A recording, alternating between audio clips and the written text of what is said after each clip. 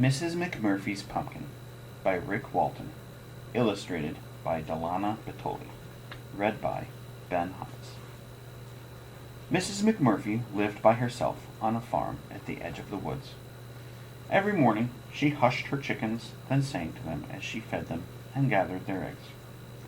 Every morning she gave hay to the cows, scratched them behind their ears, then told them to mind themselves while she milked.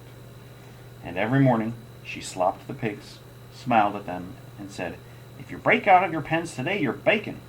Then she'd give them each a kiss and a pat. One morning, 4 days before Halloween, Mrs. McMurphy got up to gather eggs and found a large pumpkin with a wicked, wicked grin sitting in the hall by her front door. And the pumpkin said, "My mouth is here, I speak to you. When my teeth are here, I'll eat you." "What a sweet-looking pumpkin," said Mrs. McMurphy, "but pumpkins belong outside." And she carried it out to the porch. 3 days before Halloween, Mrs. McMurphy got up to milk her cows and found a large pumpkin with a wicked, wicked grin and a crooked nose sitting on her sofa. And the pumpkin said, "My nose is here, I smell you. When my teeth are here, I'll eat you." "Morning is my work time," said Mrs. McMurphy. "Why don't you come back in the afternoon? We'll have cookies and milk." And she carried the pumpkin out and put it in the shed. 2 days before Halloween, Mrs. McMurphy got up to feed her pigs and found a large pumpkin with a wicked, wicked grin and a crooked nose and 2 pointy ears sitting in her kitchen doorway. And the pumpkin said, "My ears are here, I hear you. When my teeth are here, I'll eat you." "Now, now," she said, "let's remember our manners." And she took the pumpkin outside and set it floating down the river.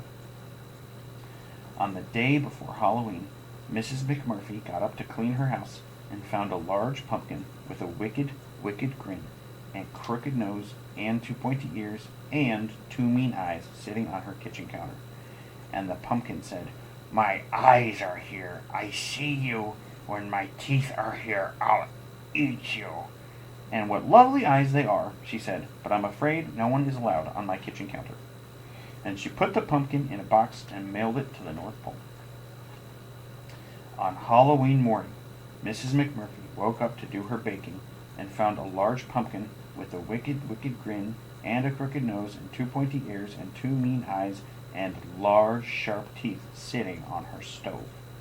And the pumpkin said, "My teeth are here, I can bite you. It's time for me to eat you." "Oh," said Mrs. McMurphy, "we'll have to see about that." And that night, when ghosts and monsters and little princesses stopped at her door, Mrs. McMurphy fed them each a thick slice of warm, sweet pumpkin pie. The